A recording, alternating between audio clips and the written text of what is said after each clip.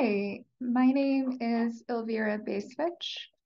I am an assistant professor of philosophy at University of California, Davis, and I'd like to take a couple of minutes to talk to you about my new work on Kant. So let me say a little bit about what the aspiration of the piece is.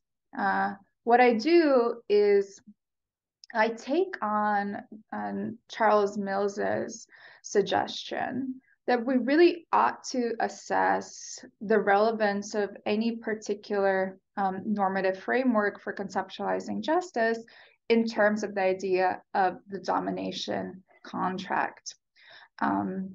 It seems pretty straightforward and obvious to say that, hey, domination sounds really bad, and we don't want to have domination. Let's get rid of it.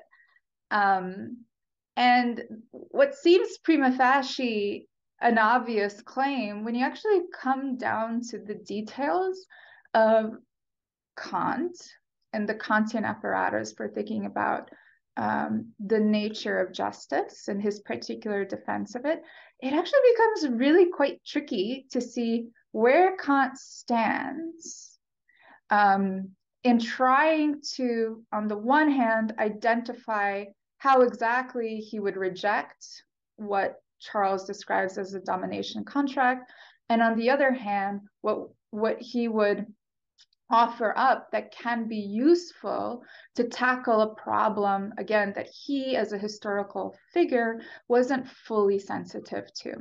So let's say a little bit about what the domination contract is as Charles shakes it out. Let's look at the idea of the domination contract. So Charles returns to this concept multiple times throughout his career. So I'm going to identify 5 key features of the domination contract, and I'm going to show briefly how I think it's going to shake out in the Kantian apparatus. So on the one hand, I'm going to say a little bit about what is going to be useful in Kant for diagnosing the domination contract as actually a problem of justice.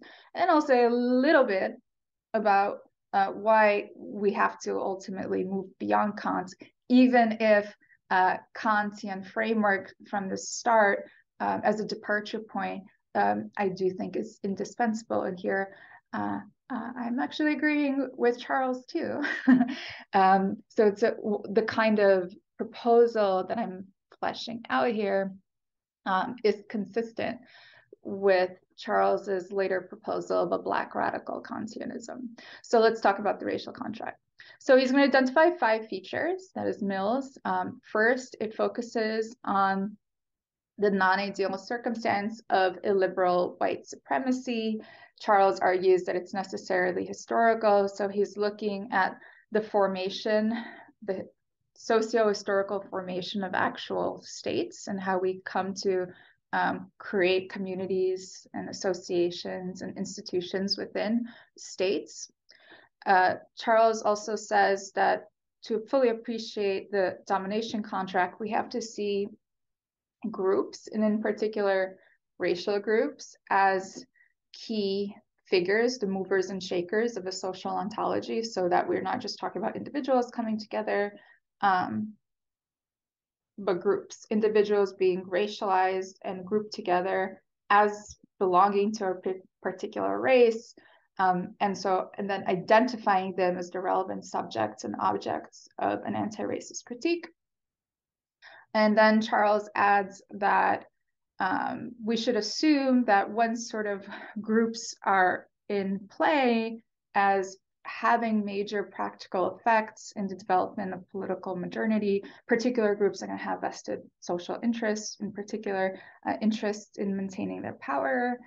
And finally, he's going to add that however way we conceptualize groups, we should really resist thinking of them as being some kind of natural constructs.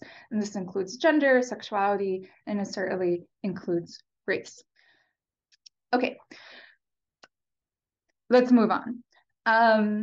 So what's the upshot here? What's the Kantian upshot? So where I think Kant is indispensable, and this is where I'm really trying to tease out the Black radical reading of Kant, is in defending a principle of justice based on freedom. What I really love about Kant, and other people love this about him too, is so he's imagining an ideal society. But when he's doing that, he's not thinking of people, particular people, or an aggregate of people, as really being very good moral agents. In fact, Kant's mature political philosophy, in a way, you could see it as making room for moral failure. Like, there's a sense he kind of lets us off the hook as particular moral agents in being responsible for justice. Obviously, we have to take that with loads of grains of salt, but the point for Kant that I find extremely inviting and important is that it's the responsibility of institutions for enacting the principle of justice. Obviously, individuals work within institutions, and so they're going to be in some derivative fashion also responsible for justice. But be that as it may, what Kant is trying to give us is an account of why we ought to understand freedom and the amplification of freedom structurally. It's about structures. It's not just how two people get together and one tries to put another out under their thumb, but it's really about the background structures that are going to create the de facto conditions for what makes possible for one group to exercise power over another. So perhaps you could already see where I'm going here. This kind of structural picture of freedom as being realized through the background institutional conditions of modern states is going to be really important for trying to push against white supremacist ideology that makes possible the domination contract. In a way, how else are you going to understand what's wrong with the domination contract unless you're underlying the fact that, well, people are being dominated, right? There's something happening that is taking away people's freedom to live, to act, and to flourish. And so then the question becomes, how the hell do we conceptualize what freedom is as that relevant value or political good? And I think we have to go the Kantian route and to say that we need a conception of freedom that's structural, right? It's about these background institutional conditions mediating the kind of social relations that we end up establishing. So I love this part about Kant. This is something that is absolutely fabulous, in my opinion. It's a way that we could start developing an anti-racist political critique and still keep Kant in our back pocket, perhaps even our front pockets.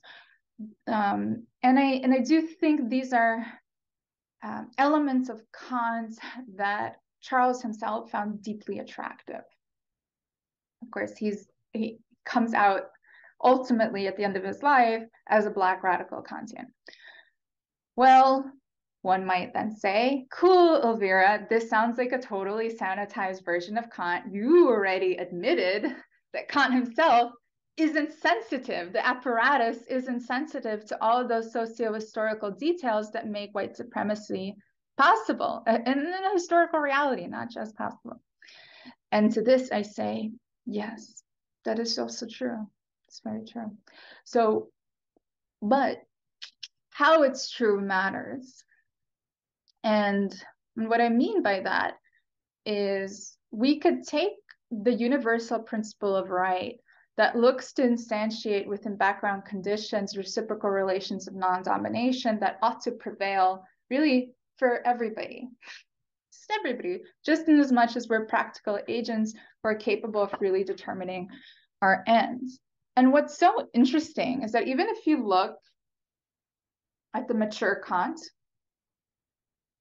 so what does he say a free state, a free republic would actually look like? One that's legitimate and imperfectly actualizing the principle of right.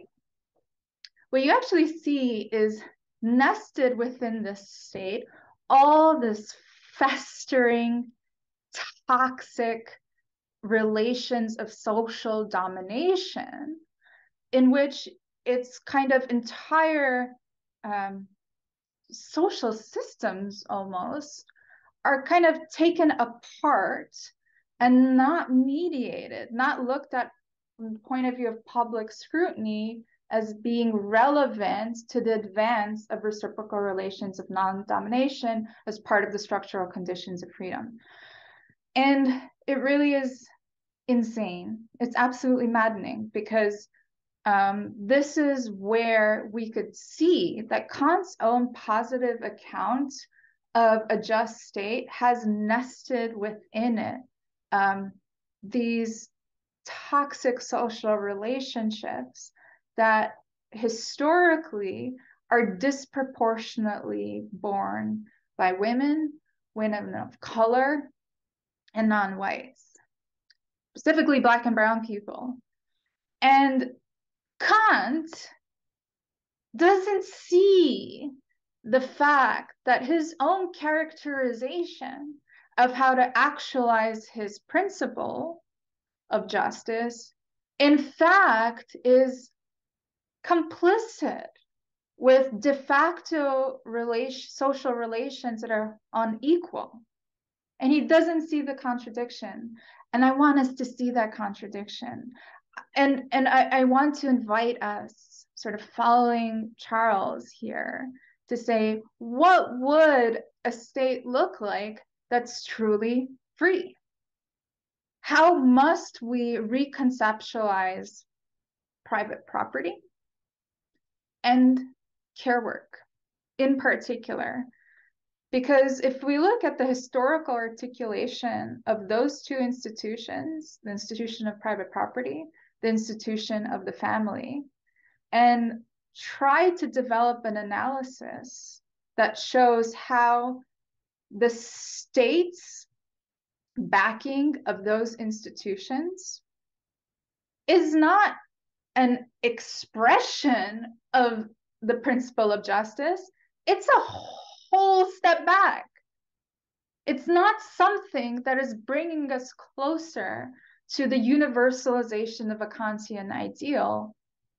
It's taking us away from it, notwithstanding Kant's own story that no, we could have these nested inequalities in place and still believe falsely that we're moving forward. So to borrow the phrasing of Du Bois, let's drop the veil. Let's walk behind the color line and to analyze how private property, the de facto historical relationships that have structured modern racial realities, well, they do just that. They create modern racial realities that are eo ipso the conditions of racial domination and sustain a domination contract. In other words, we need an intersectional critique of labor and private property, and let's use Kant to get there. I mean, it's such a obvious issue for Kant that private property or entitlement to private property is a necessary condition of your standing as free and equal in a republic. let's run with that and try to universalize that intuition, which I think it's an obviously a right one, to give a critique of private property that really showcases how the de facto relations of private property and certainly the socio-historical picture that we get when we try to analyze global white supremacy shows that that institution has been complicit in systematic racial domination. The same thing applies with the issue of care work. This is something that Kant himself did not give a flying fuck about. I mean, this is not, he's not looking at women in the workplace or women at home and sort of wondering about, are they truly free? I mean, it's just stupid. It's naive and short-sighted to imagine a Kant as a historical figure, as he's developing these conceptual resources, really being mindful of the plight of women. It's just fucking stupid. It's a silly intuition to have. And yet we could look at the conceptual apparatus that he's left us and see, does it withstand public scrutiny? Say that, unlike Kant, we really wanted to lift up all human beings to be independent, self-determining laborers. Well, that means there can't be the institution of the family that has nested within it this toxic relationship around care work, where we just are okay with a portion, an entire section of the population giving up their lives, giving up their standing, giving up all the things that make life meaningful and feel free and beautiful and real, to domestic drudgery, right? This is the experience of domestic drudgery. It's almost like time stands still. Every day it feels like you're in this animal-like position of just satisfying the needs of others, and sort of time just kind of evaporates and you're stuck, and your feeling of individuation as a person, your feeling of having moral standing, of being able to enter a public sphere. Think about poetry and philosophy, beauty, love. None of that is on the table for you. And Kant is like, cool, it's like, too bad about that.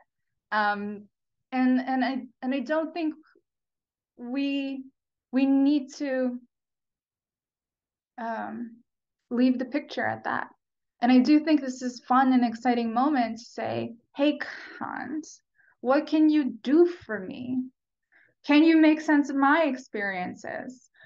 Can you take care workers and who are predominantly women, and when it comes to care work that enters civil society as a form of wage labor, often women of color, immigrant women, say, what are going to be the structural changes that we need to ensure that that labor isn't a kind of way to snuff out, ensnare, entrap women and women of color within asymmetrical power relations?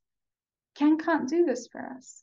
If he can do this for us, then he could offer something by way of a critique of racial domination. If he can't do it, if we need a more nuanced picture of how racial identity, gender identity, and our identity as productive and reproductive laborers intersect to create these closed social systems that are bracketed and premised on asymmetrical power relations, then we have to be honest that say that it's good to have a picture of right that's tied to an institutional structural conception of freedom as non-domination, but then to look at Kant and say, you're just so off the mark in telling us what it concretely, substantively means to instantiate that principle in light of the complexity of our racial realities, that we sort of shake hands and we have to part ways, is a bittersweet affair. And even if you don't want to follow me into Kant world to carry on a Black radical critique of liberalism, I certainly hope you keep the spirit of Charles with you wherever you end up going. Thanks so much.